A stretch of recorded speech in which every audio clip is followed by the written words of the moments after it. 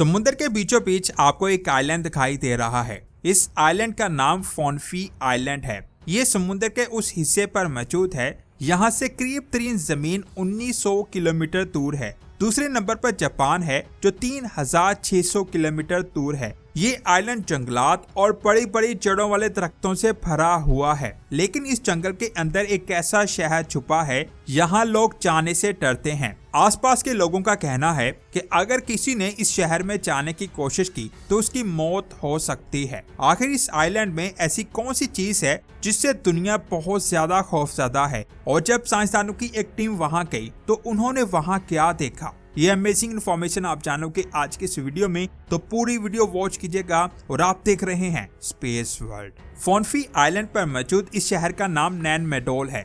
ये शहर फोनफी आइलैंड की ईस्ट वाली साइड पर समुद्र के किनारे के करीब मौजूद है। इस शहर में जाने के लिए फोनफी आइलैंड के किंग से परमिशन लेनी पड़ती है। परमिशन लेने के बाद एक अजीब सी ड्रिंक पिलाई जाती है जिसको पत्थरों से रगड़ कर बनाया जाता है। उन लोगों का मानना है ये रस्म पूरी करने के बाद नैनमेडोल की रूहें हमला नहीं करती। उस जगह जाने के बाद भी नैनमेडोल शहर को पूरी तरह से नहीं देखा जा सकता, क्योंकि यहाँ इतने घने जंगलात हैं जिन्होंने इस सिटी को पूरी तरह से ढांप रखा है। घने जंगलों को पार करते हुए एक ऐसा स्ट्रक्चर दिखाई देता है जिसे आज से 800 साल पहले बनाया गया था। यहाँ बहुत बड़े बड़े पत्थरों के पिलर्स मौजूद हैं। इन पिलर्स में इस्तेमाल होने वाले पत्थरों को बसाल्ट रॉक्स कहते हैं। ये पत्थर वोल्केनो से निकलने वाले लावे के ठंडे होने की वजह से बनते हैं। यहाँ पर पत्थरों की बड़ी बड़ी स्लैब मौजूद हैं जिनको एक दूसरे के ऊपर रखा गया है। हर एक स्लैब का वजन 5 टन से ज्यादा है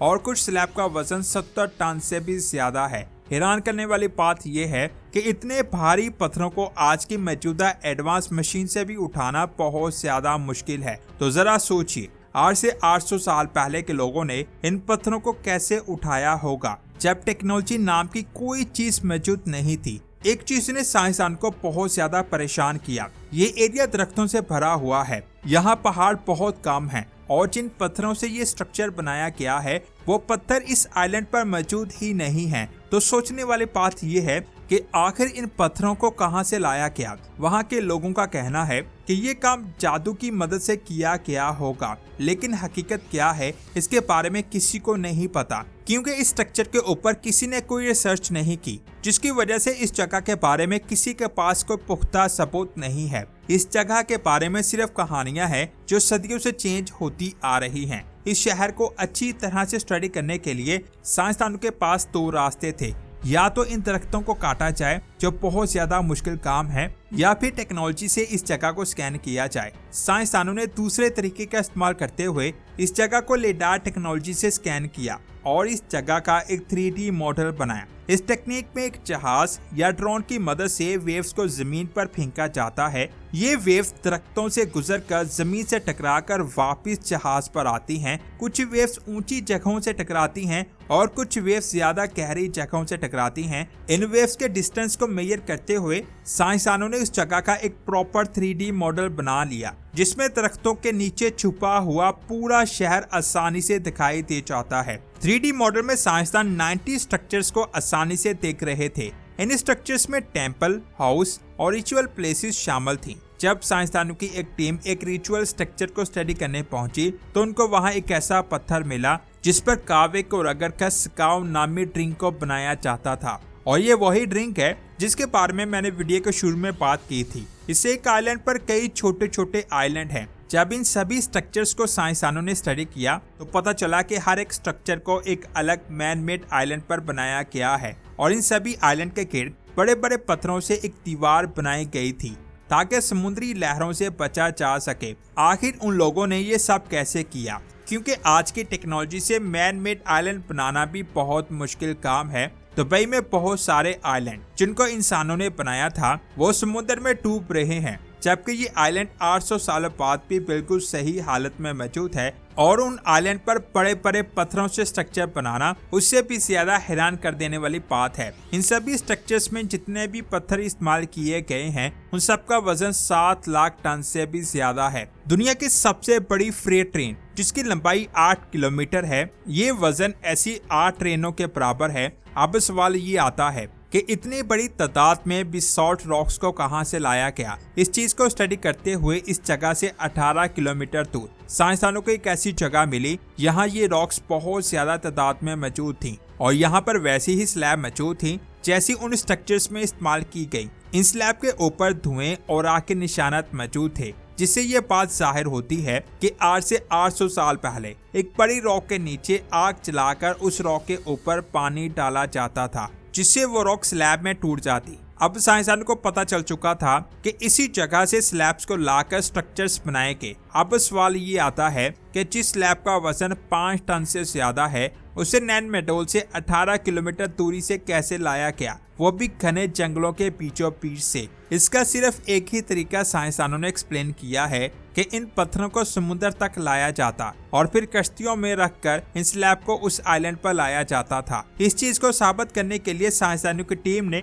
सोनार टेक्नोलॉजी से स्टोन वाली जगह और आइलैंड वाली जगह के बीच मौजूद समुद्र को स्कैन किया, तो उनको वहां सेम वैसी ही स्लैब दिखाई दी। असल में जब इन पत्थरों को पोर्ट से इस आइलैंड पर लाया गया तो कुछ पत्थर समुद्र में गिर गए, जिससे यह बात क्लियर हो गई कि इन पत्थरों को 18 किलोमीटर की दूरी से कश्तियों के जरिए ही लाया जाता था। साइंसदानों ने सोचा कि अगर वो समुद्र के रास्ते से इतने भारी पत्थरों को नैनमेडोल आइलैंड पर ला सकते थे, तो इसका मतलब है कि वो दूसरे आइलैंड पर भी गए होंगे। फोनफी आइलैंड से 15 किलोमीटर दूर एक और आइलैंड है जिसका नाम एंड अटोल है। वहाँ पर भी कई सारी स्लैब्स और कावा बनाने वाले स्टोन्स दिखाई दिए। यानी वो लोग बहुत ज्यादा इंटेलिजेंट थे जो 800 साल पहले भी समुद्री लहरों में बड़े बड़े पत्थरों को एक जगह से दूसरी जगह लेकर जा सकते थे। फोनफी आइलैंड पर साइंसदानों को एक स्टोन की साइट नजर आई। यहाँ पत्थरों पर मुख्तलिफ चीजों की तस्वीरें बनी हुई थीं। हैरान करने वाली बात यह है कि ये तस्वीरें 800 साल पुरानी नहीं बल्कि 2000 साल पुरानी थी।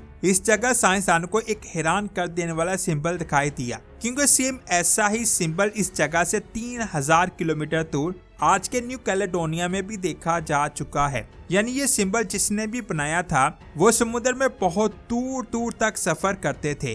कई सालों पहले मैन मेड आइलैंड बनाना और उसके ऊपर इतने बड़े स्ट्रक्चर्स को बनाना इस बात का सबूत है कि उस वक्त लोग भी बहुत ज्यादा माहिर और इंटेलिजेंट थे। इंसान जिस दौर में भी हो, चाहे टेक्नोलॉजी हो या ना हो, अल्लाह ने इंसान को बहुत ज्यादा अक्लमंद बनाया है। वो हर दौर में अपने दिमाग का इस्तेमाल करके ऐसी ऐसी चीजें बनाता है जिससे दुनिया हैरान हो जाती है। अभी तक किसी को नहीं पता चल सका कि इतने बड़े स्ट्रक्चर्स बनाने वाले लोग अचानक कहाँ चले गए। ये आज भी एक मिस्ट्री है। इटली में एक ऐसा शहर मौजूद है जिसका नाम नेपल्स है। ये इटली का तीसरा सबसे बड़ा शहर है और ये कंपानिया का कैपिटल भी है। इस शहर की जमीन बंजर है। 18वीं सदी में एक किसान पानी की तलाश के लिए अपनी जमीन में कुआं खोद रहा था, तो उसको जमीन के अंदर कुछ दीवारें दिखाई थी। उसे समझ नहीं आ रही थी कि ये दीवारें किस चीज की हैं। जैसे जैसे वो खुदाई कर रहा था उसे मजीद दीवारें मिल रही थी। उसने इस चीज का जिक्र लोगों से किया और ये खबर कुछ ही देर में फैल गई।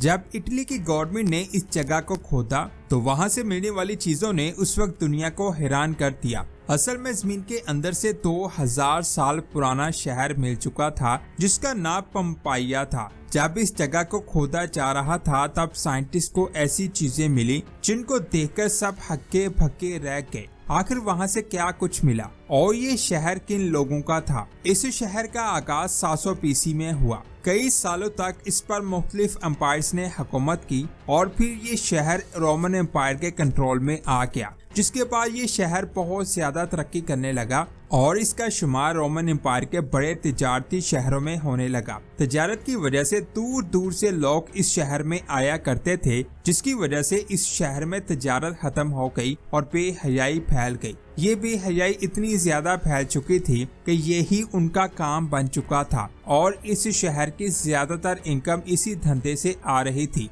यहाँ के हालात इतने ज्यादा खराब हो चुके थे कि इस शहर का हर दूसरा घर कोठा हुआ करता था। यहाँ के लोग दूसरी जगहों से जवान लड़कियों को खरीद कर लाया करते थे और उनको तवाइफ खानों में इस्तेमाल करते थे। इस धंधे में आम लोगों के साथ साथ शहर के वजीर और सिपा सलाह लोग भी शामिल थे। ये सब लोग या तो किसी न किसी कोठे के मालिक होते या वो खुद ही इस गंदे धंधे में शामिल होते। हालात इतने ज्यादा खराब हो चुके थे कि इस धंधे में जो कोई जितना ज्यादा आगे होता उसे उतनी ज्यादा इज्जत दी जाती। यहाँ पर नहाने के लिए ऐसे बाथरूम बनाए गए थे जिनमें मर्द और औरत एक साथ नहा सके और बेहयाई के काम कर सके।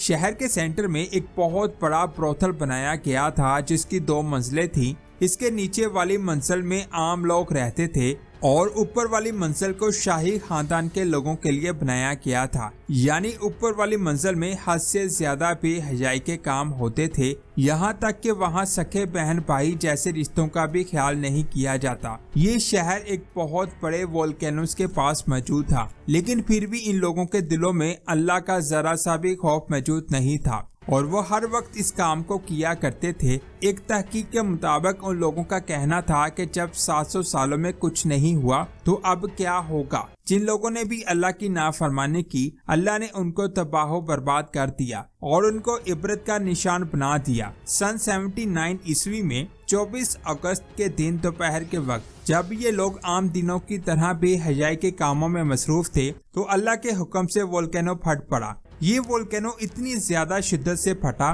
कि आसमान में दूर दूर तक इसकी राख और पत्थर उड़ने लगे। कुछ ही देर में बहुत ज्यादा लावा और आग इस शहर पर आ गिरे, जिसकी वजह से इस शहर के 20,000 लोग पल भर में मर गए। कुछ लोगों ने समुद्र में छलांग लगाकर जान बचाने की कोशिश की, लेकिन वो भी अल्लाह के कहर से ना बच सके। 3 दिनों तक इस वोल्केनो से लावा और आग निकलती रही। इससे इतनी राख निकली जिससे ये शहर अल्लाह के हुक्म से कई फीट नीचे तक राख में पूरी तरह से दफन हो गया। वो जगह एक बंजर मैदान बन चुकी थी। यहाँ सिर्फ राख के अलावा कुछ भी नजर नहीं आ रहा था, जिसके बाद कई 100 सालों तक ये शहर दुनिया से छुपा रहा और 18वीं सदी में ये शहर एक बार फिर से अल्लाह के हुक्म से दुनिया के सामने आ गया। जब इस शहर को खोदा गया तो यहाँ से मिलने वाली चीजों को देखकर दुनिया हैरान हो गई कि ये शहर कितना ज्यादा तरक्की याफ्ता था। यहाँ से बहुत ज्यादा तादाद में घर दरियाफ्त हुए। कुछ घरों की 2 मंजिलें थी और इन घरों के पीछे वाली साइड पर गार्डन्स बने थे और इन गार्डन्स के अंदर फव्वारे लगे हुए थे, जिनकी तस्वीरों को आप स्क्रीन पर देख सकते हैं। इसके अलावा यहाँ पर पानी के तालाब भी मिले हैं, साथ ही कुशादा रोड भी मिले हैं। घोड़े बांधने के लिए अस्तबल, थिएटर्स, हॉस्पिटल्स, लाइब्रेरी और कम्युनिटी सेंटर्स भी मौजूद थे। इसके अलावा रेस्टोरेंट और बेकरियों के भी ढांचे मिले हैं। साथ ही साथ यहाँ वाटर सप्लाई का स्ट्रक्चर भी दरियाफ्त हुआ है और यहाँ ऊंचे ऊंचे मीनार भी मौजूद थे, जिन पर सोल्जर्स खड़े होकर दूर तक नजर रखते थे। और यहाँ से बहुत ज्यादा तादाद में कोठे भी दरियाफ्त हुए हैं, जिनमें बेहयाई के काम हुआ करते थे। 2025 के आगाज में साइंसदानों को यहाँ से एक ऐसा बाथरूम मिला जिसमें टेम्परेचर का कंट्रोल किया जाता था, यानी मर्जी से उसके टेम्परेचर को कम या ज्यादा किया जाता। इसके अलावा यहाँ से एक डाइनिंग रूम भी मिला जिसमें ट्रोजन वॉर की पेंटिंग्स मौजूद थी। इस शहर की दीवारों पर इंतहाई बेहुदा पेंटिंग्स बनाई गई थी। जब इस शहर को 1748 में दरियाफ्त किया गया तो साइंटिस्ट ने देखा कि इनके खेल के मैदान, मार्केटें, थिएटर्स और हॉस्पिटल्स बिल्कुल सही हालत में मौजूद हैं। अल्लाह का अजाब इन लोगों पर तब नाज़िल हुआ जब ये लोग बेहयाई के कामों में मसरूफ थे। यहाँ पर कई ऐसे चीजें मिली हैं जिन्होंने दुनिया को हैरान कर दिया। पहले तो साइंसदान को लगा कि ये स्टैचूज हैं, लेकिन बाद में पता चला ये स्टैचूज नहीं बल्कि डेड बॉडीज हैं जो बिल्कुल सही हालत में महफूज हैं, जिनको देखकर ऐसा लगता है कि अल्लाह ने इस कौम को आने वाली कौमों के लिए निशाने इबरत बना दिया है। जो शख्स जिस हालत में था, यानी जो काम कर रहा था, उसी हालत में राख के नीचे दफन हो गया। अल्लाह ने उस कौम को बचने का मौका नहीं दिया और उन्हें तबाह कर दिया। वहाँ से मिलने वाली डेड बॉडीज बिल्कुल सही हालत में थी और वो उसी हालत में मिली हैं जिस हालत में वो कोई काम कर रहे थे। अगर कोई भाग रहा था तो भागते हुए वो राख में दफन हो गया। अगर कोई बेहयाई का काम कर रहा था तो वो वैसे ही राख में दफन हो गया जैसे उन पर वक्त रुक गया हो। इस जगह से 4 लोगों की बाकियात दरियाफ्त हुई हैं, जिनमें एक बच्चा भी शामिल था। रिपोर्ट के मुताबिक जिस वक्त वोल्केनो फटा तब ये लोग अपने आप को बचाने के लिए एक कमरे के दरवाजे को बेड से बंद कर रहे थे, लेकिन फिर भी ये बच ना सके। इसके अलावा 13 डेड बॉडीज ऐसी मिली हैं जिनके पोजीशन को देखकर ऐसा लगता है कि ये लोग अपनी जान बचाने के लिए भाग रहे थे और वो उसी पोजीशन में जम के। साइंसदानों के मुताबिक यहाँ से नीले रंग की नायाब दीवारें दरियाफ्त हुई हैं जिनमें 4 औरतों की तस्वीरें लगी हुई हैं। इसके अलावा 2 15 एम्फोरे और 2 कांसी के लैंप्स मिले हैं। यहाँ से ऐसी लाशें भी मिली हैं जो गल सड़ चुकी हैं। इस शहर का ज्यादातर हिस्सा दरियाफ्त कर लिया गया है, लेकिन अभी भी इस शहर को खोदा जा रहा है। यहाँ के लोगों का शुमार उस वक्त अमीर तरीन शहरों में होता था, लेकिन इन लोगों ने अल्लाह की नाफरमानी की और अल्लाह ने इनको तबाह बर्बाद कर दिया। तो दोस्तों, ये थी आज की वीडियो। आपको ये वीडियो कैसी लगी कमेंट्स करके जरूर बताएं। इस वीडियो को लाजमी शेयर कीजिएगा। हो सकता है आपके एक शेयर करने से कोई इंसान बेहयाई के काम से बाज आ जाए। ऐसी ही वीडियो को देखने के लिए हमारे चैनल को सब्सक्राइब करके बेल आइकन को प्रेस करें। मिलते हैं एक और शानदार वीडियो में। अपना बहुत सारा ख्याल रखें। अल्लाह हाफिज।